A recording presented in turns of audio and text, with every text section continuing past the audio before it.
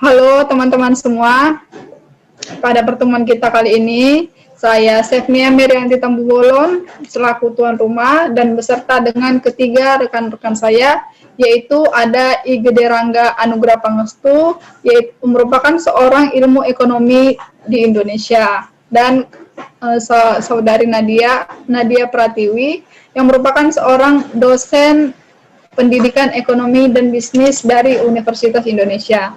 Dan Rima Melati merupakan seorang ilmu ekonomi yang berasal dari Universitas Gajah Mada.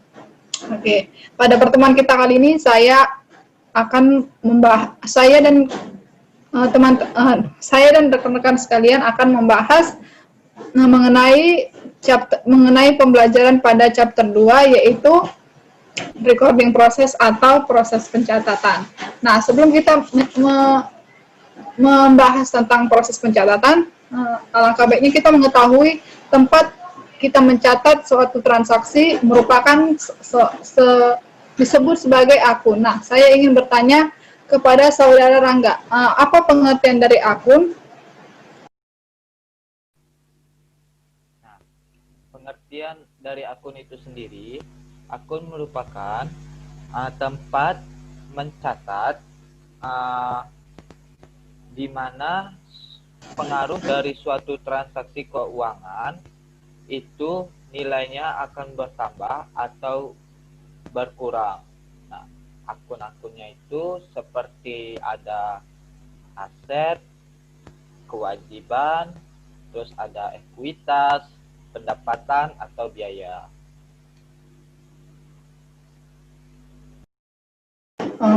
Jadi pada persamaan dasar akuntansi, saldo normal suatu akun itu berada di posisi kredit atau debit. Aset itu sendiri. Aset. Tadi kan Rangga berkata kalau suatu akun itu merupakan aset, utang, modal, pendapatan, dan beban. Nah, saldo normal dari kelima aset itu ada di posisi debit atau kredit. Coba Rangga jelaskan satu persatu. Baiklah, Ibu Sevnia. Nah, untuk saldo normal dari jenis-jenis akun yang saya jelaskan tadi, yaitu ada akun kelompok harta pertama atau aset. Aset itu sendiri saldo normalnya berada di debit, juga ada liabilitas atau hutang, itu saldo normalnya berada di kredit. Modal atau ekuitas itu berada di kredit. Terus ada pendapatan atau revenue itu berada di kredit juga. Terus ada beban atau expense itu berada di debit. Juga ada satu nama akun yaitu dividen, itu juga berada di posisi debit.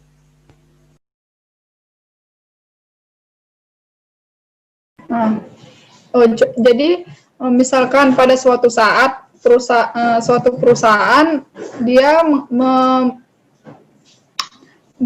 mengalami pengurangan suatu aset, misalkan kasnya keluar. Jadi pada posisi mana kita akan mencatat kas kita berkurang? Jika suatu perusahaan melakukan suatu transaksi yang menyebabkan kas dari suatu perusahaan itu berkurang, maka pada saat mencatat laporan nanti, posisi kasnya itu akan berada di posisi kredit. Oke, baik, terima kasih.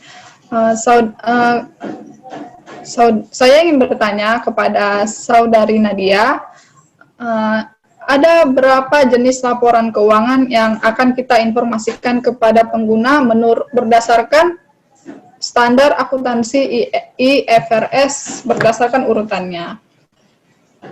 Baiklah, 5 jenis laporan keuangan menurut standar IFRS.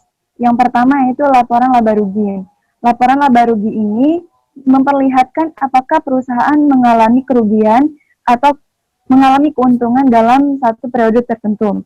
Nah, selain itu, laporan laba rugi ini juga digunakan untuk mengetahui besarnya pajak yang yang harus dibayar oleh perusahaan dan menjadi referensi perusahaan untuk melihat apakah perusahaan ini sudah berjalan dengan baik atau tidak dengan melihat dari besarnya beban yang telah dikeluarkan. Nah, yang kedua yaitu laporan perubahan modal. Laporan perubahan modal ini yaitu merupakan gambaran peningkatan atau penurunan aktiva bersih selama periode yang berlangsung berdasarkan pengukuran prinsip accrual basis. Dan yang ketiga, laporan posisi keuangan. Laporan posisi keuangan ini dibuat untuk menunjukkan kondisi, posisi, dan informasi keuangan perusahaan pada periode tertentu. Dan yang keempat, laporan arus kas. Nah, laporan arus kas ini juga sering disebut dengan cash flow. Laporan ini dibuat untuk menunjukkan aliran kas masuk maupun aliran kas keluar. Indikator jumlah arus kas yang pada satu periode yang akan datang akan digunakan pada periode berikutnya. Dan yang terakhir yaitu catatan atas laporan keuangan. Catatan ini berisi informasi tambahan atas apa yang disajikan dalam 4 laporan yang telah saya jelaskan tadi. Oh, oke, terima kasih. Jadi laporan keuangan itu sangat penting sekali ya bagi seorang pengguna. Oke, terima kasih Saudari Nadia. Ya, terima kasih. Kemudian saya ingin bertanya kepada Saudari Rima. Tadi kan rekan-rekan kita sudah menjelaskan apa itu suatu akun dan bagaimana suatu laporan keuangan tersebut. Saya ingin bertanya kepada Saudari Rima, bagaimana kita melakukan proses pencatatan yang terjadi pada perusahaan? Yang pertama, kita akan mengidentifikasi terlebih dahulu transaksi mana yang mempengaruhi posisi keuangan. Jika ada transaksi yang mempengaruhi posisi keuangan, maka akan dicatat pertama kali pada jurnal. Selanjutnya, informasi dari jurnal tersebut akan dipindahkan ke buku besar. Pada buku besar akan dihitung saldo akhirnya. Selanjutnya, saldo akhir tersebut akan dipindahkan ke neraca saldo.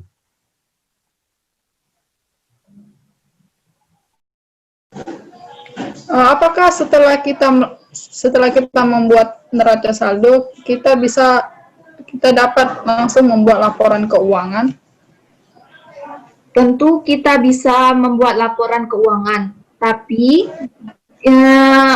akun-akun tersebut belum menunjukkan nilai yang sebenarnya. Maka dari itu dianjurkan untuk membuat jurnal penyesuaian terlebih dahulu agar menunjukkan nilai-nilai yang sebenarnya.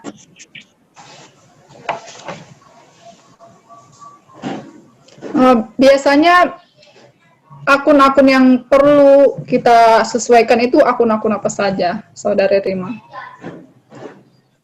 Baiklah, akun-akun yang akan dibuat jurnal penyesuaiannya itu seperti beban dibayar di muka, pendapatan diterima di muka, supplies. Selanjutnya itu ada asuransi dan pendapatan yang masih harus diterima. Itu adalah beberapa contoh dari akun-akun yang harus dibuat jurnal penyesuaian.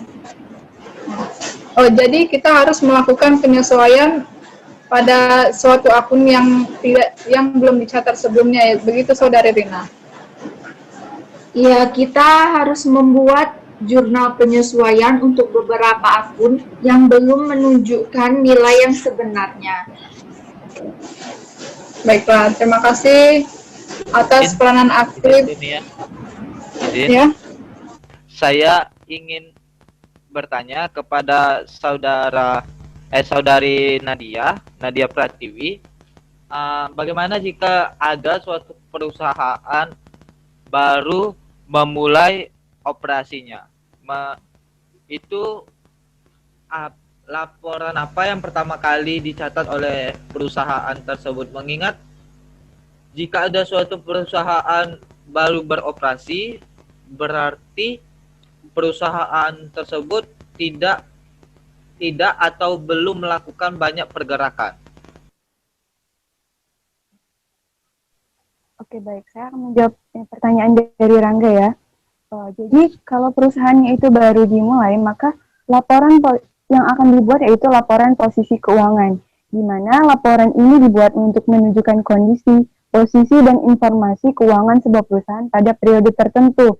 Nah, secara keseluruhan, pada laporan posisi keuangan ini ada 3 elemen yang akan dilaporkan, yaitu pada neracanya ya, itu ada aset, ada liabilitas, dan ada ekuitas.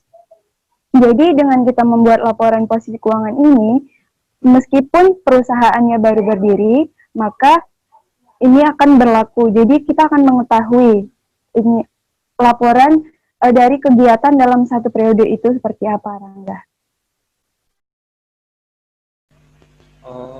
Oh, jadi begitu. Berarti laporan yang pertama kali disusun itu adalah laporan keuangan. Nah, terima kasih atas laporan posisi keuangan, Rangga. Oh ya, laporan posisi keuangan. Terima kasih atas jawabannya, Nadia Pratiwi. Saya kembalikan kepada Sefnia Merianti. Oke, terima kasih atas peranan aktif dari rekan-rekan semua. Semoga pada pertemuan yang selanjutnya kita bisa lagi lebih berperan aktif. Sekian mengenai pertemuan kita pada bab 2. Terima kasih teman-teman.